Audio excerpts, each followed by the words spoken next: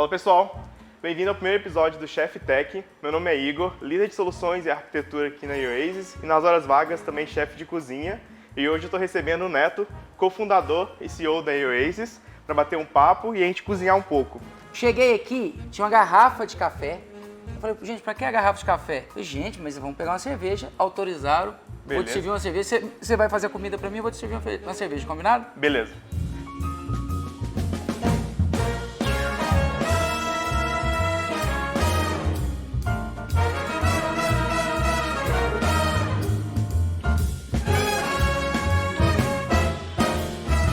Bom, os ingredientes são simples, é arroz de risoto, então basicamente qualquer lugar tem arroz de risoto, queijo parmesão, um caldo que você tenha feito ali com alguns vegetais, então normalmente a gente usa cenoura, salsão, cebola não, porque o Neto não come cebola, então você vai ter que dar uma sambada aí e lidar de outra forma com isso. O importante é o caldo ter o compilado ali de sabores de vários vegetais, então a gente faz o fundo com a cenoura e tal, e depois que você faz o fundo, a água por 2 horas, aí depois a água vai baixar, você vai colocando mais água e aquele caldo vai tomando todo o sabor. Você até acha caldo para comprar, mas se você curte o processo de cozinhar, eu acho extremamente importante fazer o caldo, porque é diferente, sabe? Quando você faz o caldo e reutiliza aquilo ali, né? Bom, pra gente começar, eu vou ajudar minhas panelas aqui. Você precisa de ajuda aí? Não, eu, aqui eu tá... prefiro não, porque eu sou um desastre. Ah, não, também. Se a gente... Não, tá bem tranquilo.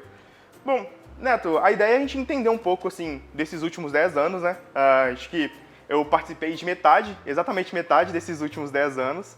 Então, eu entrei aqui em 2017 e já era uma outra cara das histórias que o pessoal contava diante disso.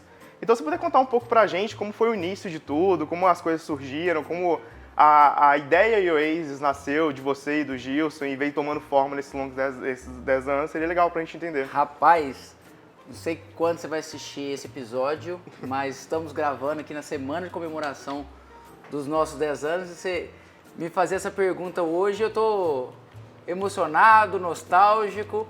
A gente está voltando de um período de pandemia, primeira vez que todo mundo se reúne efetivamente no escritório.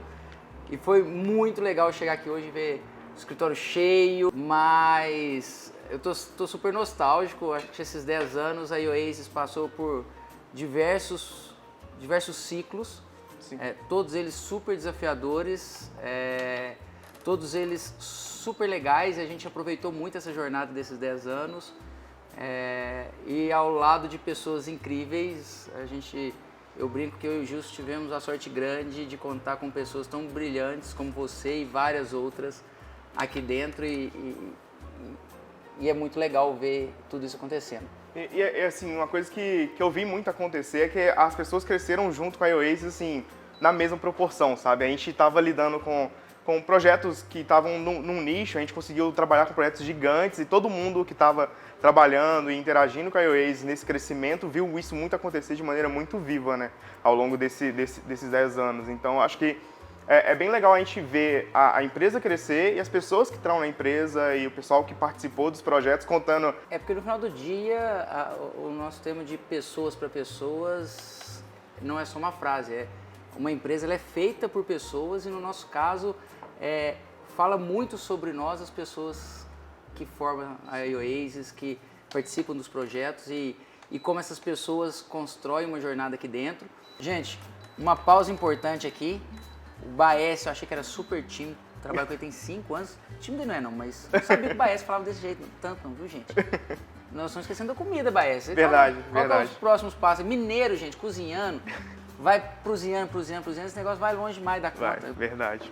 Bom, o primeiro passo da receita é dourar o arroz. Então, assim, o processo é muito similar com o arroz que a gente faz em casa. Então, ali, a gente faz o alho, um pouquinho de óleo. Mas explica porque nem o arroz... Nem o arroz de casa? Não, eu sei, da época de república, mas era... que tem que ser jogado na panela. Entendi. Bom, assim, tem várias formas de fazer. É engraçado que o arroz é uma receita de um ingrediente só. E minha esposa faz diferente, minha mãe faz diferente e a minha sogra também faz diferente. Mas qual que é a ideia?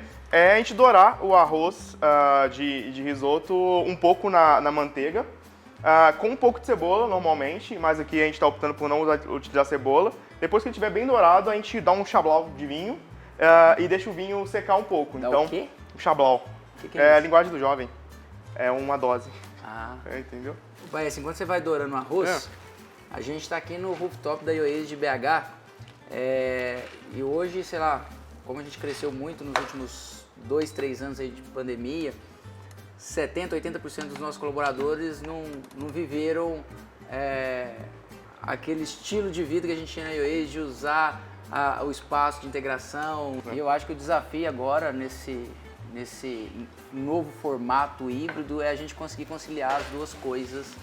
É um grande desafio, mas da gente conciliar a liberdade, o dinamismo do home office, do remoto, com a proximidade do presencial e tentar achar o equilíbrio disso. Falei, agora você vai pôr vinho no negócio? É isso, vinho. Aí aquilo que eu falei, é uma dose de vinho. O vinho ele dá um gosto muito bom no risoto, então depois que o seu arroz está mais ou menos douradinho, você coloca um pouco de vinho e deixa ele reduzir, porque se ele não reduz, você sente um pouco do gosto do álcool e não é tão legal. A gente quer outros atributos do sabor do vinho, não do álcool, então é só um pouco mesmo pra gente dar aquele gosto, aquele cheiro bom do risoto. E a gente continua mexendo sempre. O risoto, o importante dele é mexer sempre pra gente começar a trabalhar com o caldo. Se a gente for colocando água no risoto, ele fica com um gosto mais pobre, então sim, para cozinhar. Então a ideia do caldo é justamente para ir enriquecendo o sabor do risoto com o tempo, e você utilizar um caldo que você faz com os legumes e tal, a ideia é ir incrementando o risoto e mexendo bastante, aí o caldo vai evaporando e você vai mexendo o risoto enquanto o caldo evapora até ele dar o ponto. E assim, tava querendo entender um pouco como foi esse ponto de virada, de, tipo, a Ioase ali muito voltada pro nicho de aplicativos, e hoje a gente faz de tudo. Hoje eu acho que não tem uma área de tecnologia que a gente não tem atuação. E como é que foi esse ponto de virada da Ioase sair de uma empresa que fazia muito aplicativo para uma empresa mais diversa no ramo tecnológico? Ótima pergunta. Como eu tinha comentado antes, a Ioase passou por vários ciclos. Eu acho que o desafio de empreender, e que a gente foi muito feliz, é de ter a sensibilidade das mudanças no mercado e se antecipar a essas mudanças. Na época a gente nasceu num contexto que era auge das startups nascendo, aquele mercado borbulando, e a gente focou em desenvolver aplicativos mobile para startups. E esse primeiro ciclo foi super legal porque trouxe uma parte do nosso DNA muito forte, que é o foco, a obsessão pela experiência. Sim. E a gente sempre foi reconhecido no mercado pela experiência, o quanto a gente trazia experiência para as nossas soluções, a preocupação com as experiências do usuário. E isso veio muito dessa primeira fase da Ioase. Depois, a gente teve uma outra virada, que aí sim foi uma virada muito forte, e a gente teve uma sensibilidade super importante nesse processo, que foi quando as grandes empresas tradicionais, perceberam o movimento das startups, falando de Brasil, isso por volta de 15, 16, e ficou muito evidente a necessidade da transformação digital das grandes companhias tradicionais, sim, mais lentas, que a tomada de decisão passa por várias camadas, e que essas empresas precisavam ser impactadas por uma cultura mais ágil, por um mindset nativo digital. E a gente percebeu que a gente podia agregar muito mais para essas empresas passarem por um processo de transformação digital do que uma startup que a gente atendia até então, tão importante.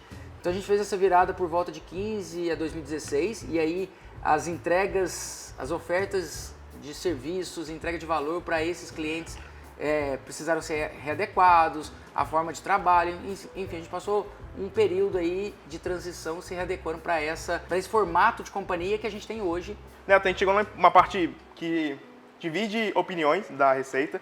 Tem pessoas que gostam de colocar... Polêmica já. Polêmica. Tem gente que gosta de colocar no fim do risoto o ingrediente. Eu gosto de colocar na metade, que eu acho que incorpora melhor o sabor. Então, aqui a gente está com cogumelos, então eu vou colocar eles para cozinhar junto com o risoto.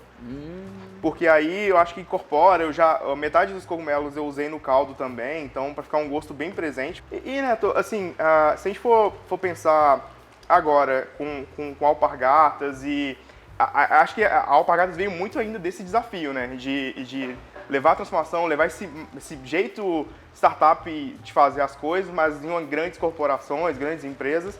E a gente está no Grupo Alpargatas agora, ainda com essas mesmas ambições, com esses mesmos processos que a gente tem. Como foi esse processo? Eu falo que a gente teve muita sorte porque a gente conseguiu, durante o processo de M&A, encontrar uma empresa com princípios tão parecidos, com propósitos tão alinhados, com foco em pessoas e uma marca tão admirada. Sim.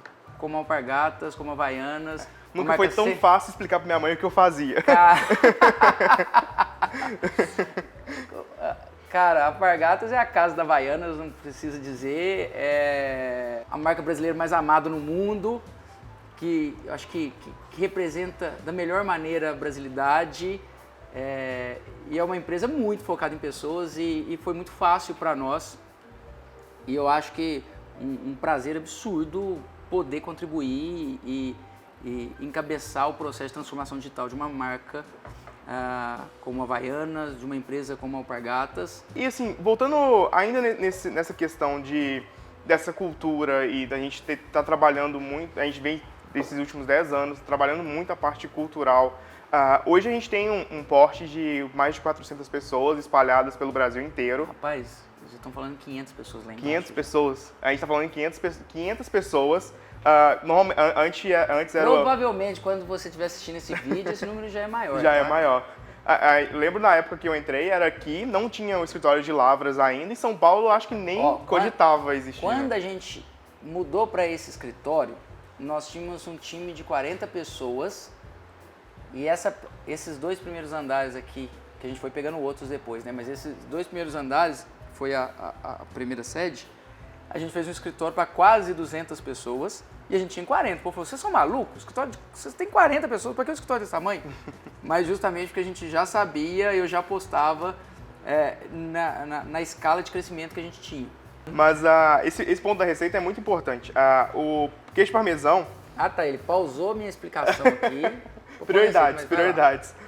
O queijo parmesão é muito bom. Ele dá uma cremosidade e um sabor muito diferente pro risoto. E eu gosto de colocar, sempre coloca no final, que a ideia dele é emulsionar junto com o risoto. Mas aí eu gosto de colocar mais ralado pra ficar mais fácil ali. Aproveita que nossa panela não é tão grande. Mas é isso. Se você não for mineiro, a quantidade de queijo muda, viu, gente? Isso. Acho que pode dar um foco na camisa do rapaz ali. Porque assim... Não dá pra seguir as mesmas proporções de queijo dos mineiros não, viu, gente? Só esse disclaimer aqui. Neto, nosso risoto tá quase pronto. Agora, para finalizar, eu gosto de colocar um pouco de manteiga, que ele traz um brilho legal. Eu vou até passar pro lado aí, porque o cheirinho tá bom demais, viu? Pro risoto. Espero que seja tão bom quanto o cheiro. Se o Baesse for bom chefe de cozinha, igual ele é com tecnologia, eu não preciso nem comer, que eu sei que tá uma delícia. Mas vamos lá, terminando o risoto. Bom, aí a gente terminou o risoto. Ele fica com essa textura um pouco mais cremosa. Rapaz, eu jurava que ia creme de leite para dar esse... Então, não vai. A questão é o processo de caldo e... porque o arroz do risoto ele tem muito amido. Então o amido faz o processo de cremosidade que a gente espera do risoto.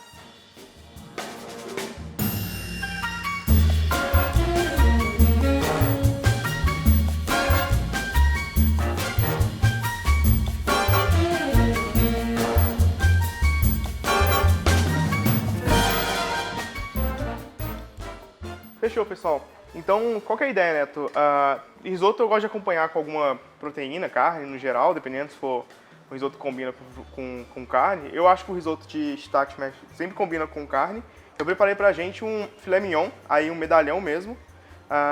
Basicamente, tá bonito, sela na frigideira, sal, pimenta do reino, e depois 5 minutinhos de forno, só para ele fechar o ponto internamente, porque na frigideira ele vai caramelizar por fora a proteína da carne, só que por dentro ele vai ficar ainda no ponto menos. Aí eu coloco no forno só para finalizar mesmo, e eu acho que é um bom acompanhamento para um risoto mais neutro, que é o caso do risoto de shiitake shimeji. E aí, só comer. O cheiro tá bom. Será que passa debaixo da mesa? A gente vai te continuar comendo aqui, mas antes queria muito te agradecer, Baesse.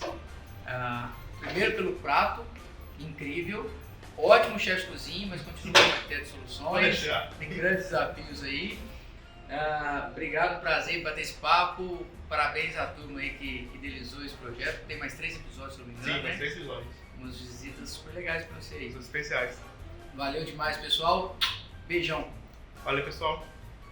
Vai ter beijo. Ah, beijo.